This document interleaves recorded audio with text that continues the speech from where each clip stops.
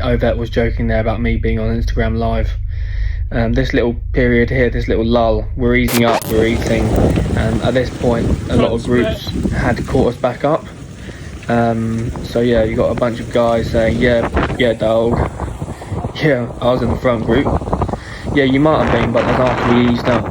And obviously we eased up, we ate, we had nature break, and the guys behind were just kind of, they didn't have an ease up period, so that they weren't going any easier than we were on the climb where it split up. They just had to chase after. So yeah, for sure they were gonna get dropped again, and focus was on top 25 guys, where I felt, my placing was well deserved. I was where I should be. Here, it's kind of relatively dry track. There were some big puddles and stuff, and we're heading quite northerly now. Just trying to roll it on a bit. And I think this ultimately leads into the second mistake of my race, positioning wise. That's why sometimes it's handy to have done a full recon, and potentially some of these guys who've been out there for a week or live out there would have done the full recon almost, and would have known where to be in certain situations. Obviously I did recon one section from near getting towards the feed to after the feed, which definitely helped me. This guy comes flying in here, whoa. And yeah, this is where I fucked up again. So, a bit lethargic, not being super tight on the wheel. I'm a bit disappointed here looking at this footage, why I'm not closer. But, maybe I was thinking that, obviously it gave me a better run at this. But you see these guys here, they're only just there. Ovet stopped, he's got off. I get off, he's running. I'm kind of running, but yeah, he jumps back on. It takes a while to clip back in even. But here I am. Just not enough urgency, and that really, this cost me. I think up there you can see ahead, they're properly sprinting to get back on. I just wasn't urgent enough. Kind of let myself down a bit really on this section. There's Glenn on the side there filming me. So we jump back onto the road. And how far? I mean, they're only just there. I should have closed that gap, to be honest, then. But that's actually, thinking back, I was like, oh yeah, I've kind of done what I did, but looking at the footage now, I should have closed that gap and just shut it down, because then, I was in the second half of the kind of group where there wasn't many guys as strong as me. I'm not sure, who was in my group. Okay, we got Tony Fontana here. He's quite strong. That's the guy who T-boned me last year. He recognised me for sure. The last thing I said to him, I told him to go and fuck himself. So he probably remembered that. But yeah, we just didn't say anything, because what is done is done. And he was actively trying to push on a bit and try and close this gap up. Yeah, Lynn McCartney. But yeah, this ended up being a 15-minute chase and unnecessary stress. So I had the period earlier where we got lined out and had to get back on, and now this period, all before the crucial section of the race. So I'm actually a bit disappointed that I let myself get into this position. I should have just closed it on the road. I've raced in Belgium, I can sprint out of a corner every now and then. I've done a curb, but this is what I mean about mental fatigue. and the chaos that was early on, you end up just making little mistakes. And it's not like I wouldn't have had to try to close that gap for sure, you know. It's like, oh yeah, if I could have just closed that gap super easy. No, I mean, I would have had to try to close that gap, but I think I could have snap closed it super quick and not had to do this 15-minute chase where I'm running on the front for long periods of time. I think it was it would have been well worth just to do a little snap close and yeah, avoided this, because essentially we got pretty lucky that we were able to close the gap. You never know the situation in front, you know, they could have pushed on and we wouldn't have made it back before the first feed. So yeah, I think in terms of things that I can control, I think I should have closed that. So I'll take that into my next races, and just try not to have those lacks of concentration. Because yeah, just burning matches here on the front, just trying to maintain. I mean, it's difficult sometimes because you can't even see the group in front. And we're going through a river crossing here, and I've got another river crossing. It's so lethargic out of these crossings. Montana's like, he's shitting himself for sure. He was 7th last year. He's trying to get back on. But these are some of the guys that really struggled to get back on, you know, not too long ago. So no one was super motivated or, you know, to get back on, because, you know, a lot of them maybe felt that, okay, they're going to get back on, but they're going to get dropped again anyway.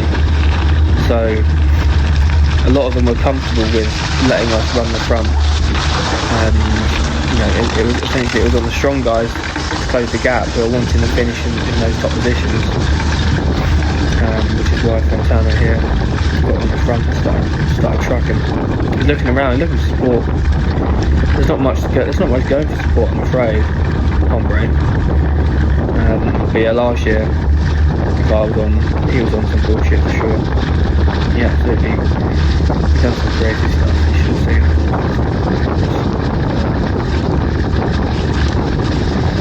But even now, I don't know what I'm doing. Why aren't I closer up?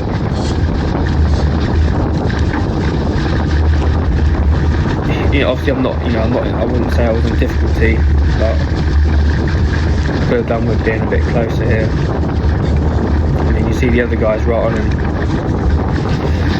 So yeah, looking back sometimes when you can see this footage, you can kind of review your ride and things you could have done differently, because there's a hard part of the track where it kind of split up at about 160, and you just need to basically save every ounce of energy, because it all adds up.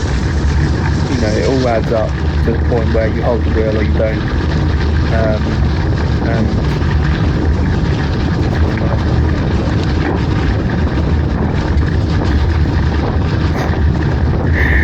fucking joke. It grinds you down sometimes. But yeah, I was going to try and do the power overlay thing, but it doesn't really work because I use Wahoo and it doesn't require Garmin Connect on the M360, which is a bit annoying. But yeah, for sure, let's just take mental note of that. I'm going to do a little kind of analysis breakdown from my Strava at the end of this video. Just look at the kind of powers I was doing. Because sometimes you see people who are like, you know, 50th place, you see their numbers and it's like, why are their numbers not relatively high, in my opinion.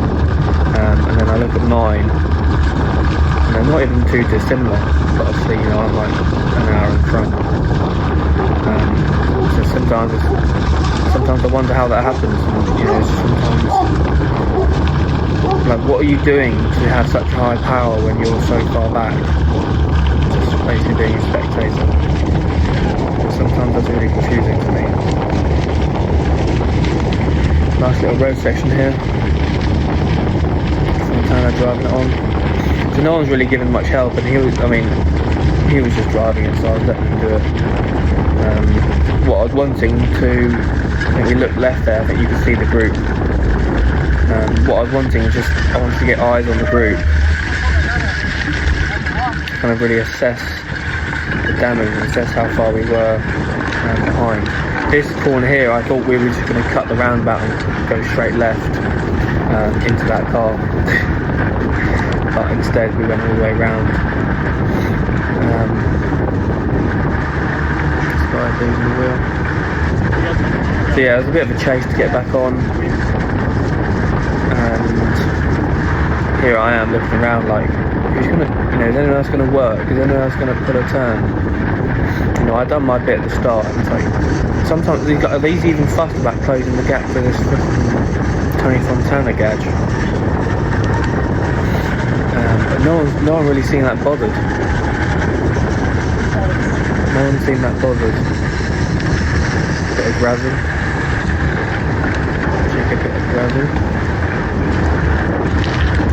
What you see often a lot in these races are people wearing aero socks, which I did myself as well.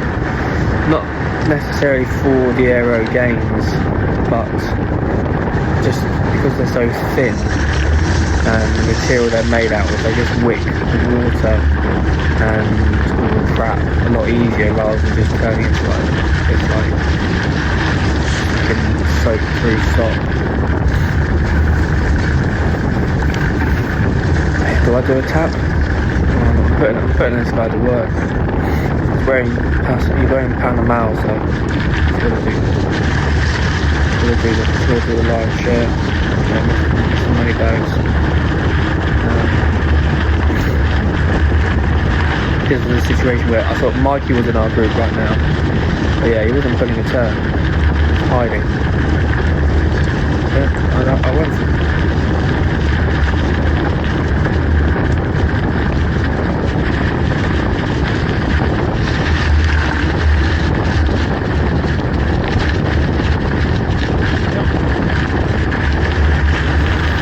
Okay, no more games. Big dog on the front. Let's fucking close this gap. There's passengers aboard. There's a lot of passengers like Mikey. We see you. We saw you didn't pull once. But we just got to fucking shut this thing down. It's getting out of hand. I started getting frustrated. And because not many guys were working, on this little bit here, shout out the organiser there on the scooter, I was like, yeah, I'm going to pull to get back on, but I'm going to fucking hurt these guys' legs as well. I'm racing against these guys. I'm going to get back on. I don't know where you're going, but I'm fucking get back on. And if you're going to be following, I'm not going to make it easy, because I want to get rid of you. There's no free rides. There you can see the front group just ahead going under that railway bridge. So what's that? Ooh, that's maybe 15-20 seconds, so it's not much, and we can see them, we can see the target ahead, so that obviously motivates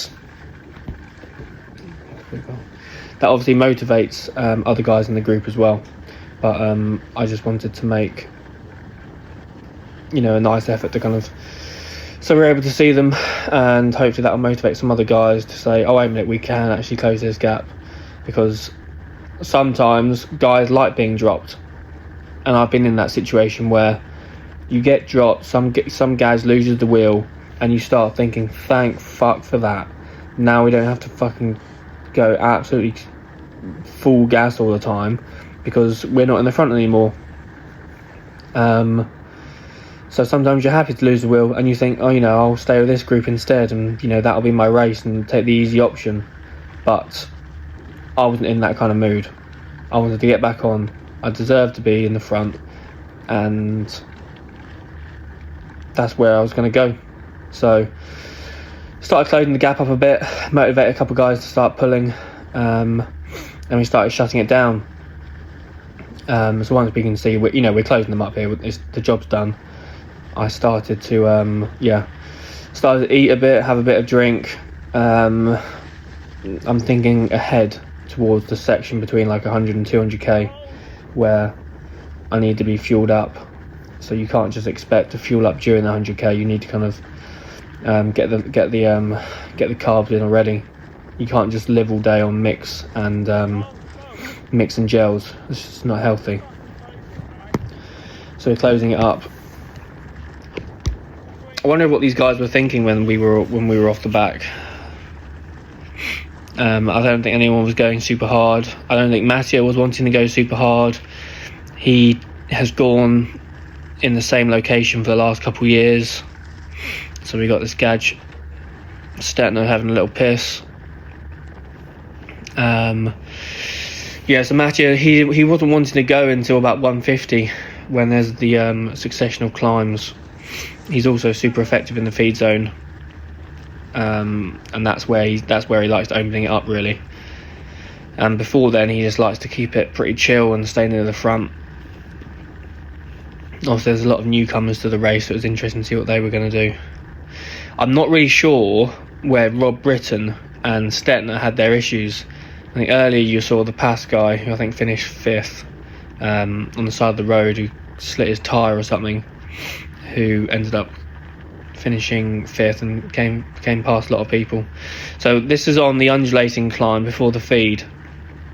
Now, I knew that was coming, but we'd bulked up quite a lot. We had about 60 riders, but I knew this section was coming because I'd done it on recon. It's been in the course the last 2 years. Here's me tapping through on Mattia, and basically I got to the front. Ovet was actually currently on the front. I followed Mattia to the front. Mattia took up the front, and I said to Ovet, "Do you want it? Do you want it?" And he said, "I want it," in terms of sitting on Mattia. So initially it was kind of in the trees, and it was really hard to follow the lines. And we tapped it out, got over this, like the bridge of this climb, this little ramp, and we turned around. There was gaps opening up everywhere. I skipped a couple turns, and then I rolled through, and Mattia flicked me. And then here it kicks up a lot more, and yeah, it's absolute carnage behind. So all those guys have got back on. I think, well, it's hard to know because I was super quick in the feed zone, but a lot of those guys were putting difficulty on this kind of undulating climb where it's difficult to pick your line. And I think last year I only averaged 250 watts up here, and I was suffering. This year we're like 300 chain tight, medio, just picking the lines out nicely. I was contemplating launching it because I thought, these guys are off the back, and I felt good. I thought about doing some damage, causing some serious harm. But then I remembered that I'm not even that strong, and I needed to save my energy for the steep sections later on. So I kind of just followed. But yeah, you're not really getting loads of draft here. The difficulty is when you're behind and you've got people being dropped, losing the wheel, you are trying to overtake, is you're not always taking the best line. So you're having to put out more power on looser surface, going through water. And that's what really put nails in a lot of the guys' legs. As you can see, it's just like one long line. So if you imagine 60 guys up here, from front to back, it could be like a minute. They could be like a minute behind. So yeah, I was super happy with just being in the front, and obviously that paid off from doing the recon and knowing it was there, which would have benefited in other areas of the course if I had done my research. It's something that potentially, if I make my return to Traka 360, it's definitely worth being out there for a longer period before the event, and doing a couple recon rides to figure out where to be at the front and where it's not really needed, which also depends on the race scenario as well. But yeah, just the crucial thing is just to remember where it's worth being at the front. And that guy's he's even got, oh, he's got the gravel shoes on. I thought he was on road shoes. Yeah, we're just tapping it out. So yeah, it's super cool racing against these guys from a high level, especially the guys who raced in America a lot. To kind of see where I'm at before going to Unbound. I'm not super stressed about Unbound after this Traka ride. In terms of doing a result, it will just be what it will be. It's a long day, so the legs will they'll make me end up somewhere justifiable. Just looking forward to the trip in general, really, not been to America before.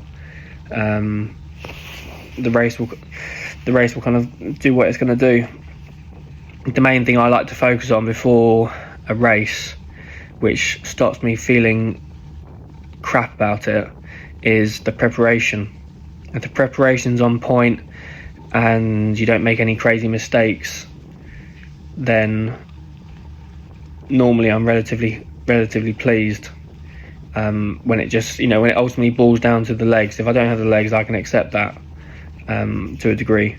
But what really annoys me is when you fail on the preparation side of things and you make mistakes because you put a lot of work in, and it's hard to justify those mistakes to yourself if you make them.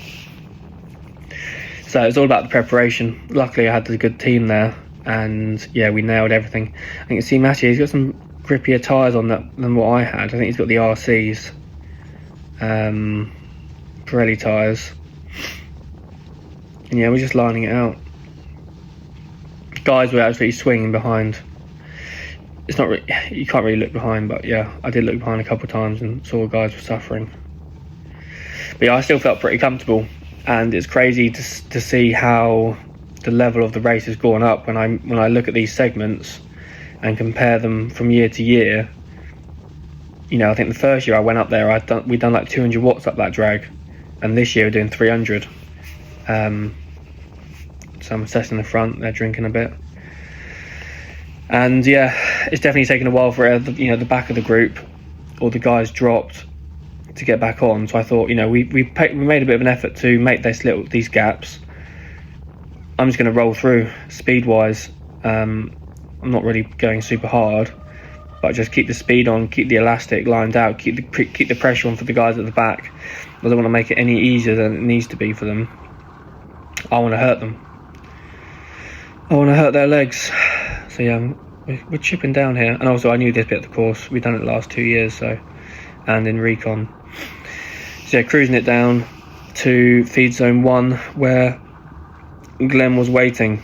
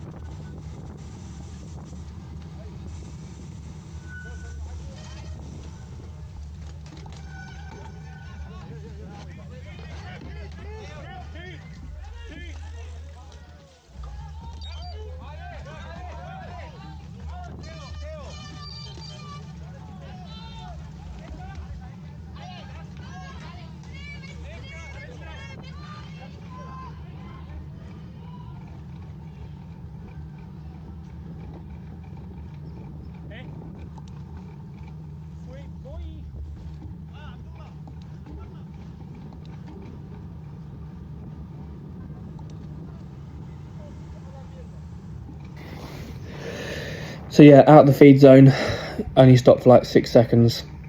Hydration vest and 2 500s, which was going to take me another 130k to the next supported feed zone, which was the plan. Forgot to drop my arm warmers or my rubbish, but I did see a bin further up. So this guy here in the fluoro, we actually caught him just after the hiker bike in the unsupported feed later on. And yeah, obviously it's been super intense, but essentially it's all going to boil down to a situation a bit further up the road here, where we come to this road climb that's about 6k long, and that leads into a concrete slab climb which is pretty steep, and then a hard off-road climb with some super steep pinches of like 15+%, and that's where it was going to go down. Before the flat section, that's where it was going to go down, and I was just hopeful that I could kind of stay up there and stay with some guys in the front. Mattia there, he's only got 2 500s, which was surprising when I saw that, because did he stop? I wonder if he stopped the self-supported feed and topped them up, or did he literally just ride 130k with 2 500s? He didn't have a camelback on earlier either, so maybe he just doesn't care about the heat at all, and he can just suck it up and doesn't want that weight on his back. But that was super interesting to see. So here we are heading towards the road climb, just through a little town, causing a ruckus. Yeah, it was a bit. The suspense was building for this climb. Everyone who knew the course from previous years knew this is where it was going to kick off, and yeah, it was tense. It was tense for sure. We're so kind of in the mix. Didn't even remember that Stetner and Rob Britton weren't there. So yeah, basically what happened was, got to the concrete slab climb, I held on, then it went to off-road, and I was in the second group of 5, and I just got tailed off. And I couldn't follow. But yeah, I didn't want to go too hard, because I was suffering with cramp a little bit before this. But I did have some hydro in the camelback and hydration vest, so I started drinking that, and luckily the cramp never came back. And then got caught by Martinez. He dropped me over the top, dropped down, I caught him back up for the hiker bike section. Then yeah, we caught the guy in fluoro at the self-supported feed, and then went along the flat. And then along the flat we got caught by Rob and Pete, and started tapping out, caught a few guys up, and we started making some good headway, where I was pulling with Rob and Pete, and the other guys, Martinez wasn't really pulling, and then the other guys we caught weren't really pulling either. And I didn't really like that one little bit. So when this was about 190k in, or 200k in, we were coming onto this riverbank, and I turned around and I saw 2 guys were slightly off the wheel at the back, and I just thought, let's pull the trigger on these guys. You know, they're waiting to get cooked. You know, they're prepped. So yeah, we pulled onto the riverbank. I went alongside Pete, and I looked him straight in the face, and I said, 2 homeboys off the back, let's fucking get rid of them, and just launched big lick attack. And he followed with Britton and Martinez, and yeah, we got rid of those punks. And I even done a little video after on my phone after we kind of dispatched them, which I think I said to Rob as well when he came alongside me. I said, yeah, we got rid of them, didn't we? Yeah. And he was like, yeah, man, thinking I'm absolutely psycho, which is possible. It's possible. But yeah, I thought it was absolutely hilarious. It's so funny in these races when you're like 7 hours in and you're just launching it and just dropping these guys, no mercy. And then it ends up you're the one getting dropped, and it is what it is.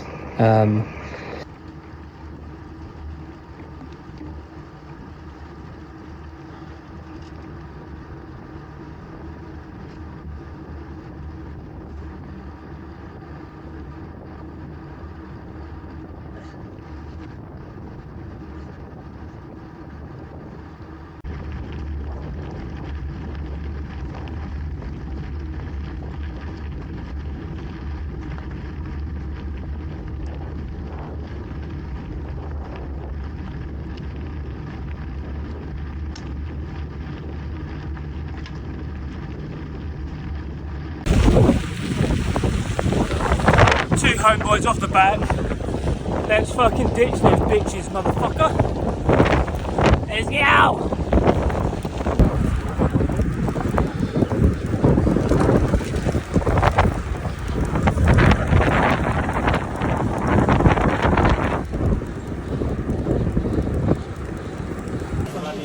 That's it.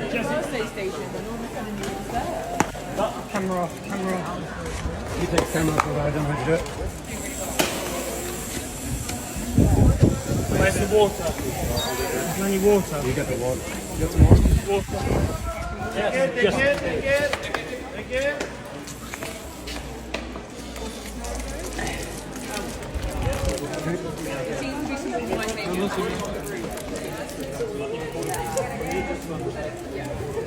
Playing the score, buddy. You should have killed you last year when you had a chance. Hi, Tommy. Hi, Tommy.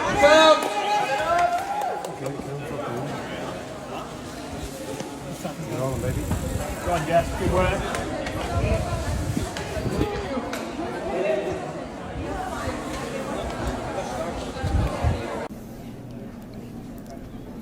Everything is possible in your life when you believe. When you believe, everything is possible. You have two hands. Amen. Everything is possible. Go. And now we're going to go for the recap via Strava. So this is the ride. Obviously the 360 route got cut short to 342k almost. 12 hours 20 moving. Where's the elapsed? Elapsed 223.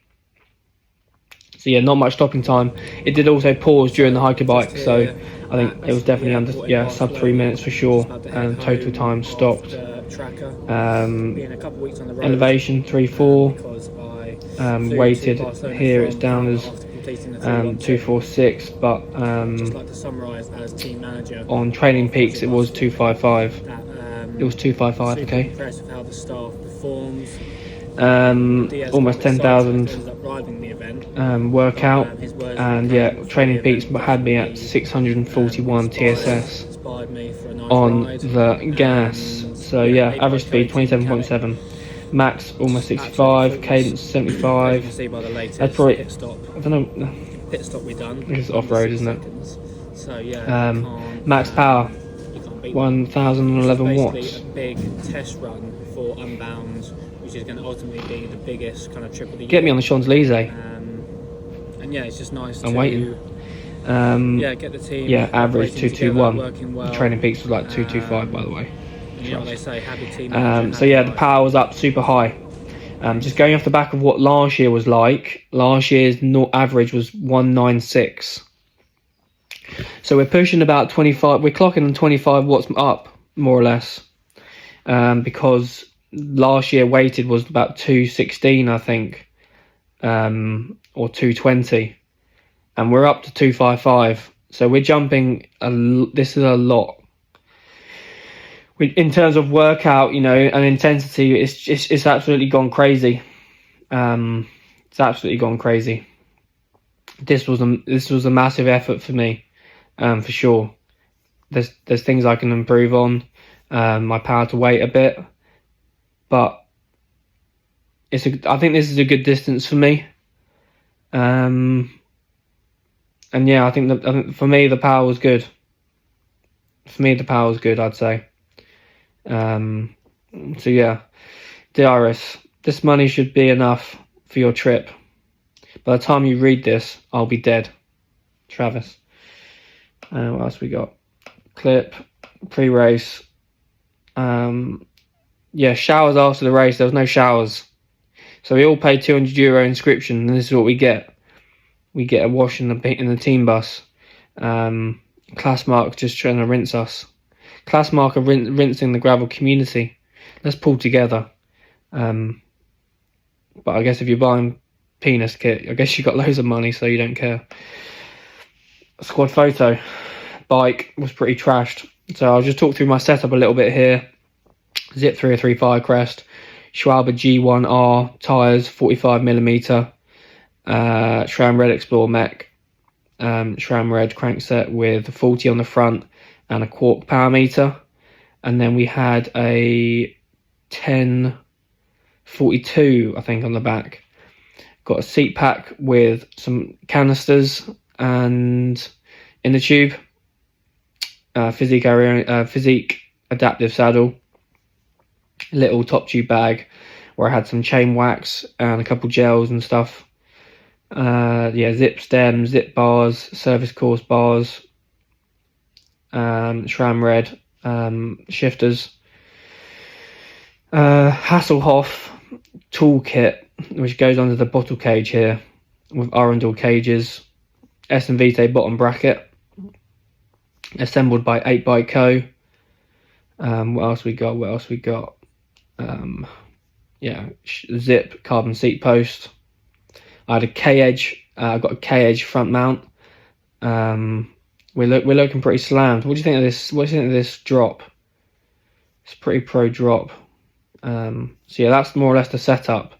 Waiting on my time pedals so I can get off shit mono. Because I actually broke the pedal during the race as well because they're shit mono. So waiting for my SRAM pedals and my time pedals. I also smashed some serious rocks and boulders and unholy things on this course, and I don't know how the wheels survived. I don't know how they survived because I'm not running inserts. I honestly thought, I don't know how they survived. I burnt the back wheel a little bit. You can see maybe this is potentially some sealant that's come out. How they didn't crack in half, I don't know. I don't know how they didn't crack in half. Electrical tape. This is where I had the transponder, the GPS locator. So that was that. But yeah, and this was the route. This is the parkour. This was predominantly on the road, climbing up Girona. Drop down. This is where it split up. So we're talking 55k. That's where it kind of whittled down to about 25 guys. Then we eased up, got caught by some guys around here. And then this is before the feed, this little bit of uphill, and the feed was about here, 110. So we dispatched some other hombres here who had chased to get back on for the flat section. They took out, this was meant to be a harder climb here. There was meant to be 2 climbs. They took one out. So it's quite soft parkour, which, to be honest, I might have got dispatched a bit earlier. The groups might have split up a bit earlier if they did have that climb in. Instead, I held on to about here on this climb, 140. Then we dropped down. This was the hiker bike, 150.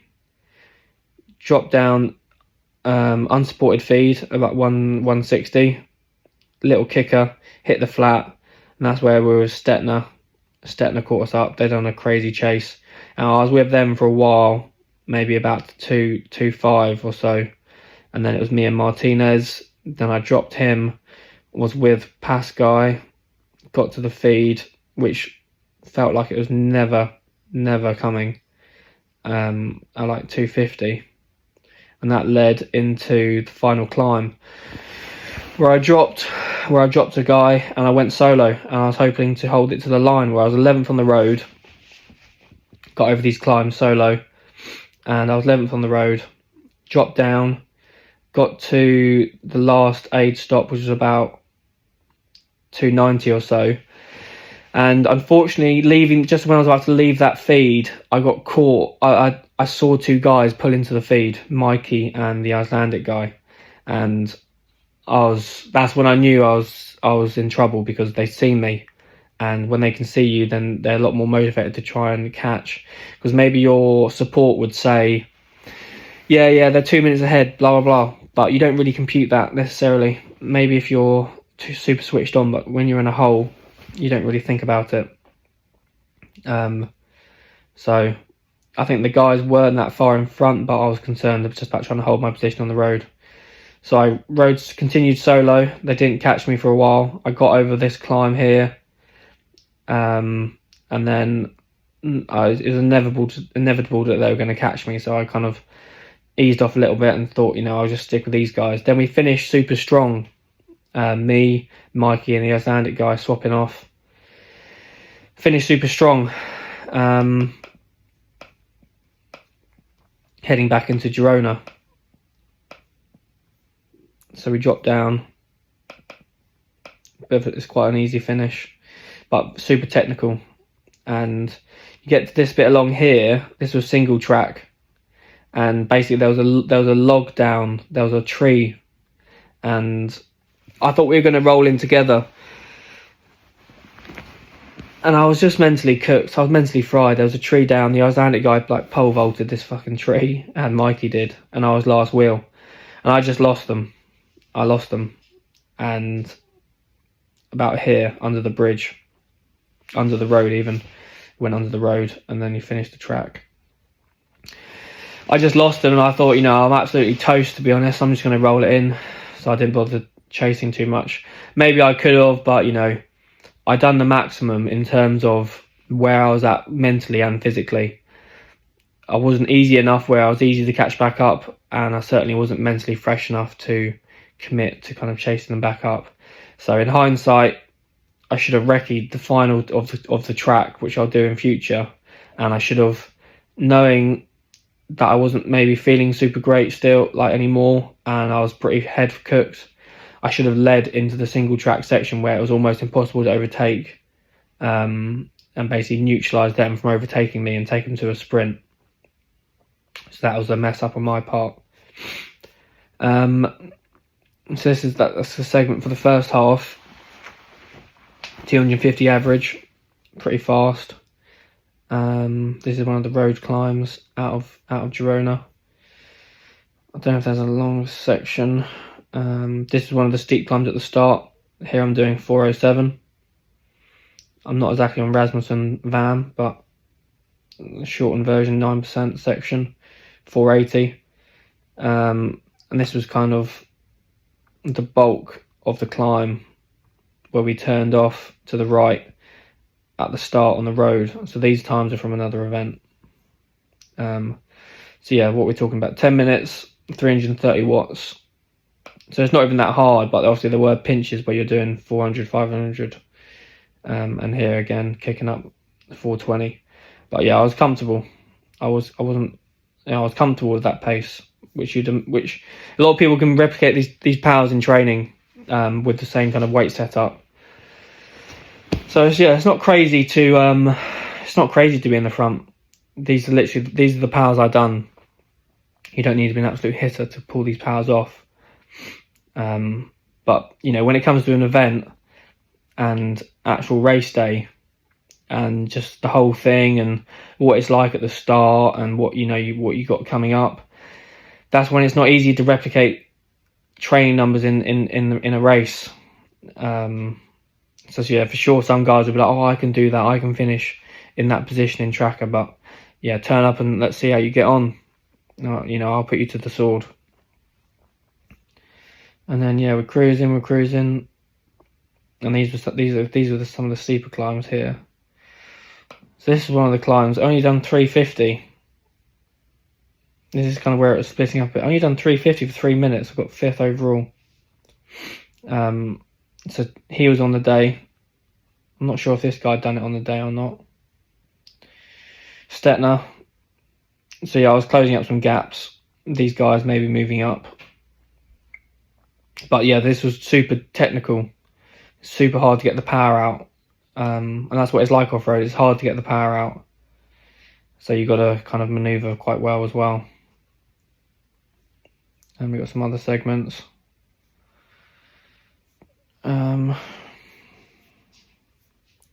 Where's the last climb? Last climb. Thought I was going harder than this. But yeah, these are from another race. I think Matty had on the day done it in about 27 minutes. So I'm a bit far off the pace, but if I look at my results. So last year, yeah, 2 minutes slower. And the year before, 10 minutes slower, because I actually had a mechanical that year. My neck broke, so I had to run. But yeah, so the power, if for a day that was super hard, way harder than it was last year, I'm still going faster on the final climb. so it shows my improvement on the course. But yeah, it was an absolutely savage day in the end. And yeah, still getting some firsts, some seconds towards the end, and that takes you to the finish. But yeah, I'll do a little bit of analysis, some zone distribution. So yeah, basically quite 5 hours almost of doing niche, descending, freewheeling, etc. Fair chunk at endurance, 28%. Almost 2 hours at, you know, solid tempo, zone 3 for me. And then we got some zone 4 shit, almost an hour at these powers, 368 to 420, 36 minutes. That's hard. That is hard. If I'd done a session on the road which had this block of zone 5, this block of zone 6 alone, if I'm doing 36 minutes of these within these zones and a 31 minutes between these zones in a training ride, I'm absolutely toast. I'm absolutely toast. And then you throw in 15 minutes almost of plus 500. It's only 2% of the course, but these are fucking ludicrous powers that you have to do throughout the day. Obviously, you know, every now and then you step on the pedal and maybe you do 1 second worth of 500 and you do that 100 times, but it just accumulates. It accumulates. So yeah, the training I kind of do, I try and focus on getting time between these zones when I do intervals and stuff. And that's what I'd focus on during a ride, and wouldn't spend too much time between these apart from maybe a warm-up and maybe an effort towards the end. So yeah, with all this workout here, and then you just throw in, let's just throw in an hour at 315 to 367 somewhere, an hour worth of that of time spent between those zones, and then let's just throw in an hour 45 of zone 3. It's ludicrous. It's ludicrous. That's another breakdown. Power curve. So yeah, this ride, the max minute I done 490, 2 minutes 420, 3 minutes 400, 5 minutes 386. So these are nowhere near, in terms of all time, powers of mine. I mean, it's only showing the last 6 weeks or something at the moment. Well, I don't know why it's comparing it to the 2022 effort. I don't know why, but yeah, my power's a lot harder than that generally. For instance, we get up to what we're doing, 10 minute 330. My all-time 10 is 410. So we're way almost 180 watts below my all-time 10 minutes. So it shows that you don't need to smash PBs to kind of get up there. It's just such a grind. Again, 20 minutes, best 20 minutes at the start. Only 300 watts. Only 300 watts, and that's 70 odd lower than my best. So, but that's typically what it's like in a race. It's hard to set full on PBs in a race. And then you just drag it out. So yeah, 4 hours 250, which you can see is at the first half. That you can see by this graph here. It's at the start, and then it starts to shift around a bit. 6 hours 230. You know, I've done that in training, but obviously this is freewheeling and efforts here and there.